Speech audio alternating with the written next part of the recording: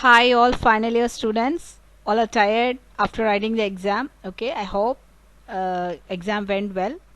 So we are coming with the next video series of ACS1, that is the tomorrow's paper.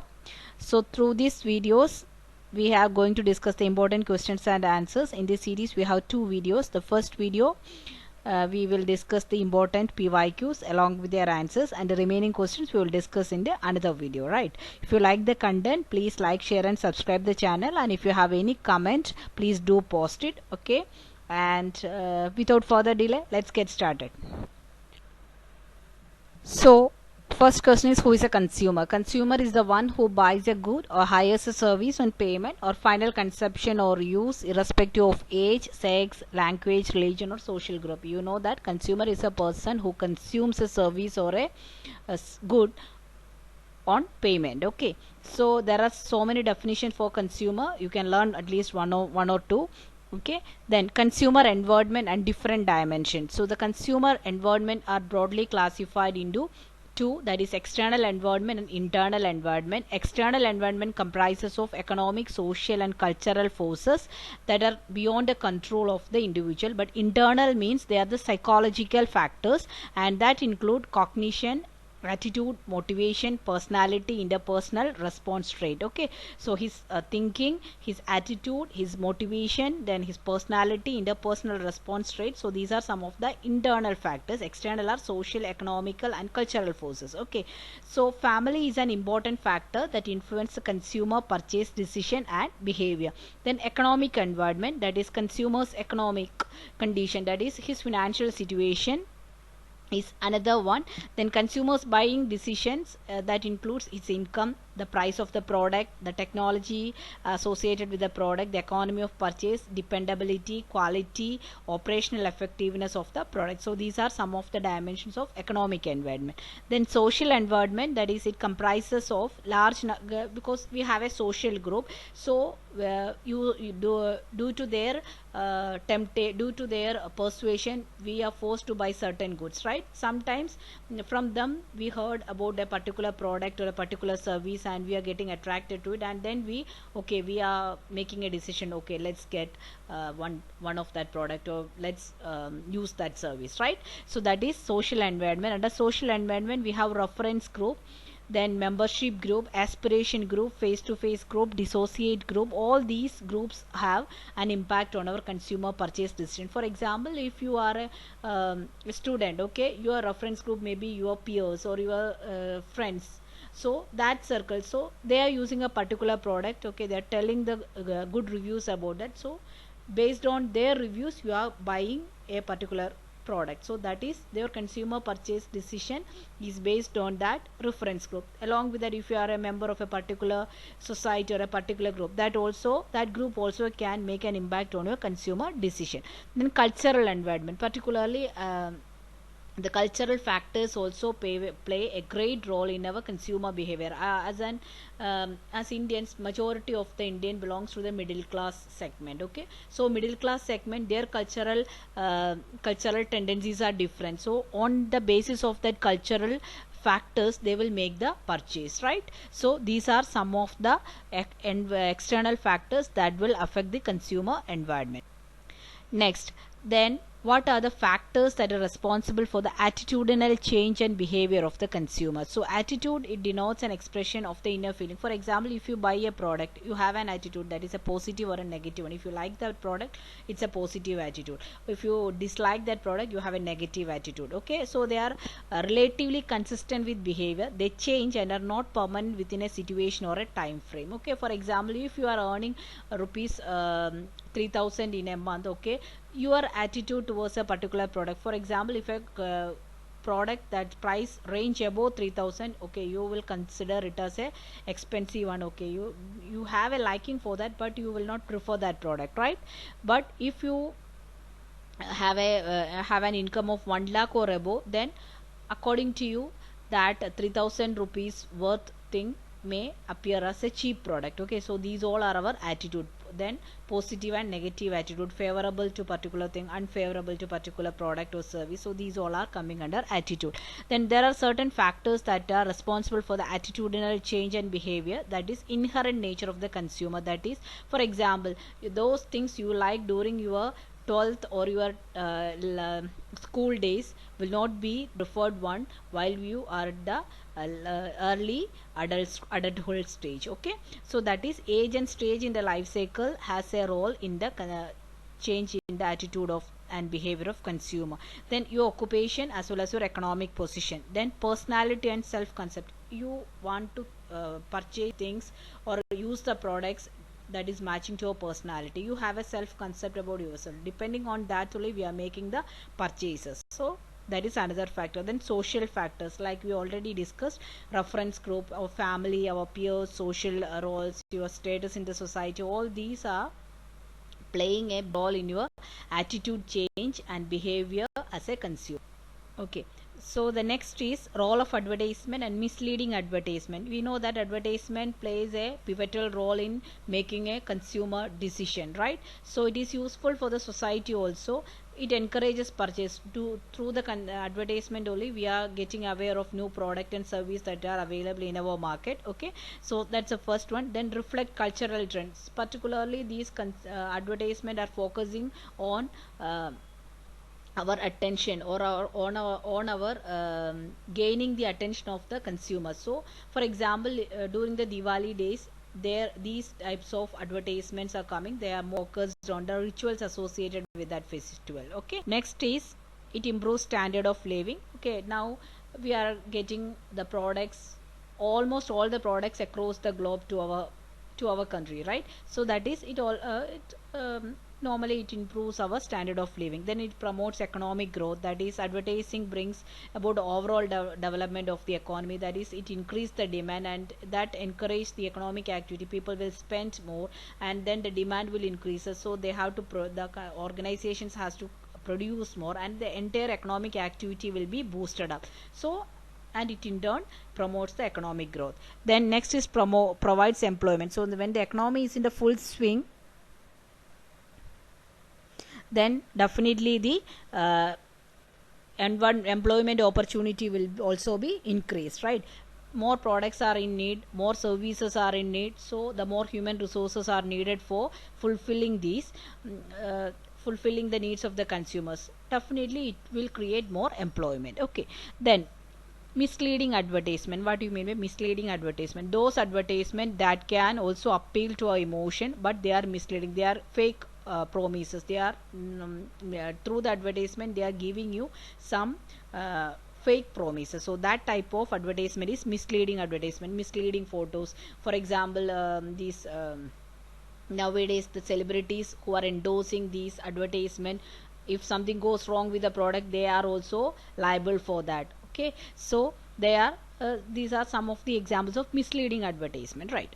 Then Consumer Manifesto 2000, that is, consumer movement has become an active at the international level with the formation of International Organization of Consumer Union, and that was another later known as Consumer International. Okay, previously it is known as IOCU, now it is known as Consumer International or CI. Okay, so it the principal needs underlying consumer access to essential goods and services, fair choice, safety, information, redressal, consumer education and healthy environment. These are some of the agendas of this consumer movement.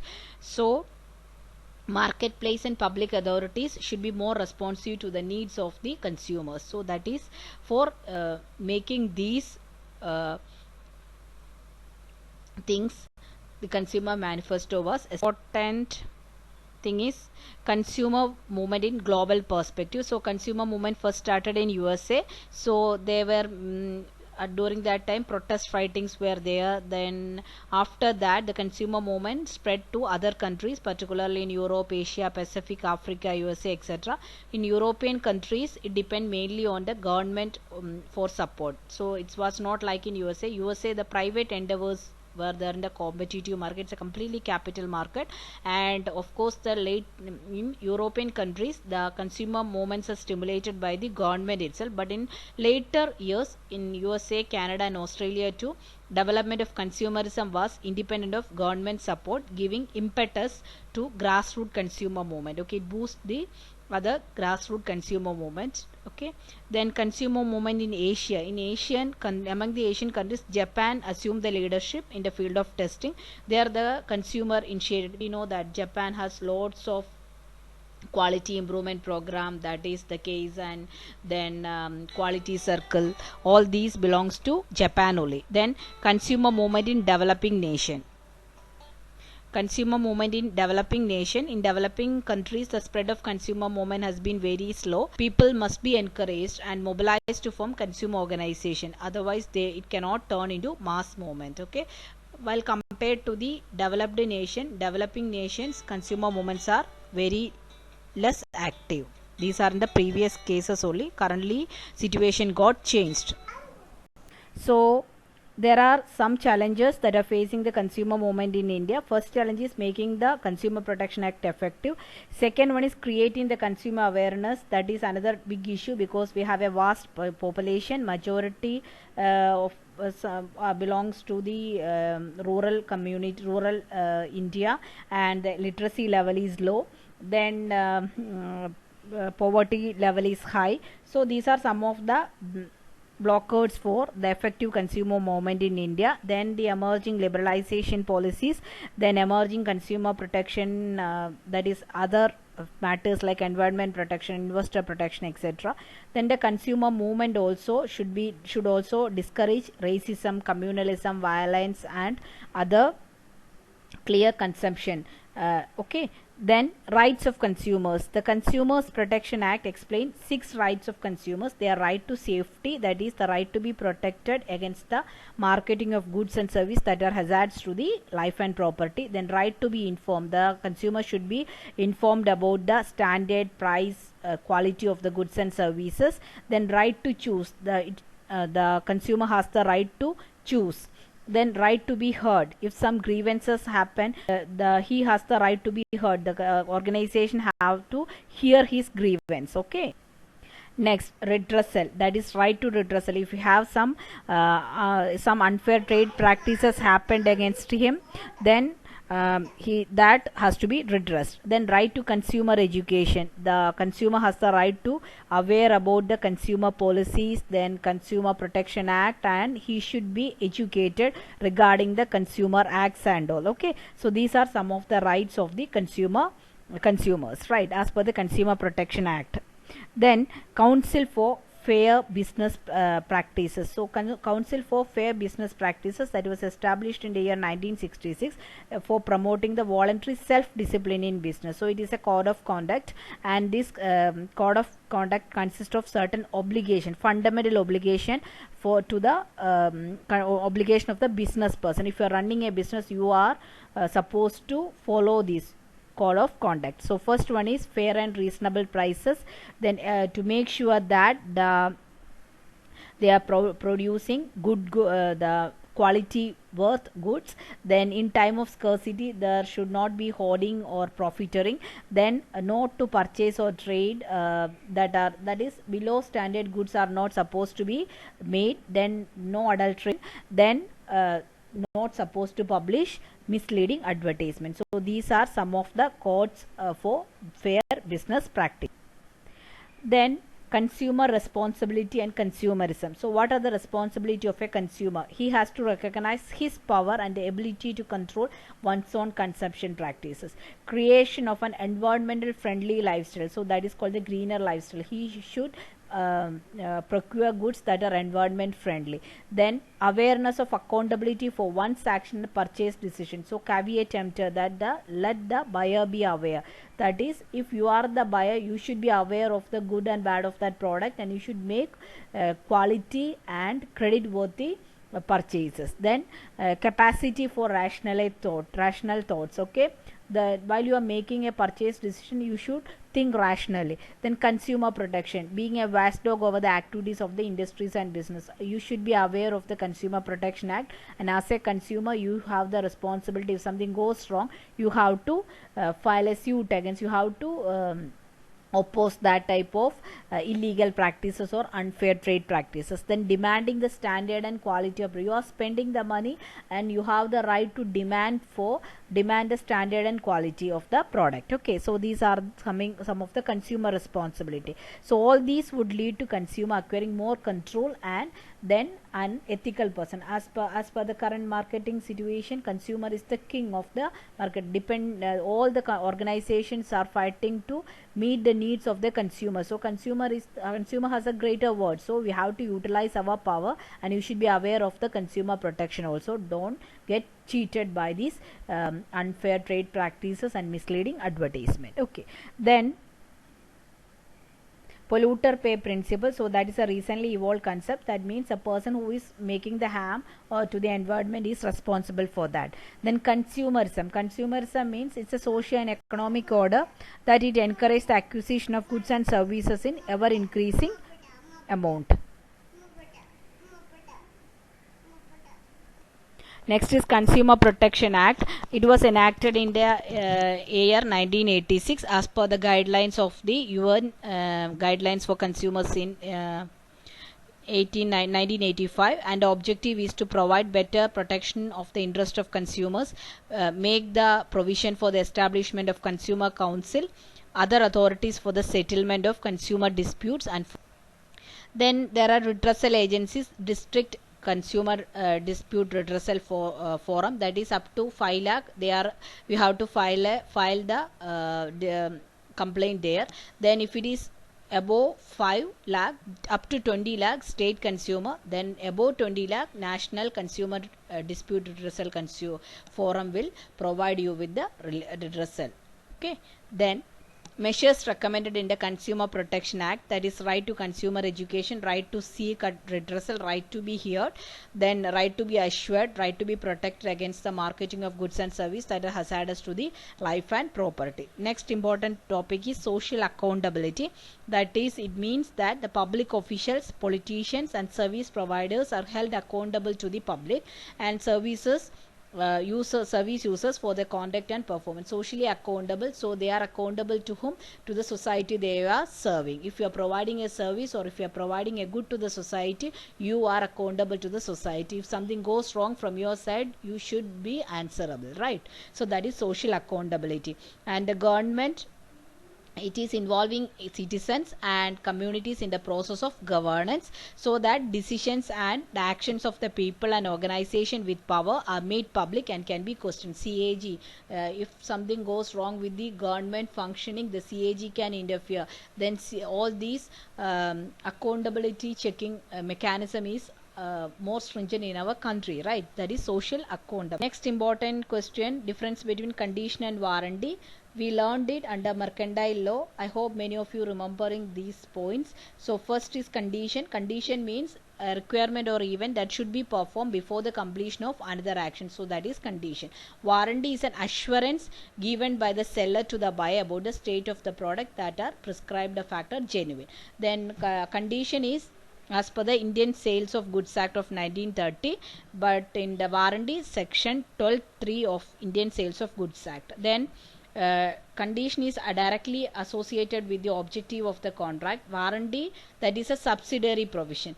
If some conditional, if there is a breach of the condition, then it's lead to the termination of contract. But if some breach of warranty happen, the person who suffer loss can claim damages for the breach. Okay, then violation of condition can be regarded as violation of warranty, but violation of warranty does not affect the condition. So these are the difference between condition and warranty. Okay, next important question is Consumer International. It is a global voice for the consumer. It is a confederation of consumer group. It is transnational and transboundary. That is, it's not within a country. It is across the countries, trans-national and trans-boundaries, and it was established in the year 1960, and its name was International Organization of Consumer Union.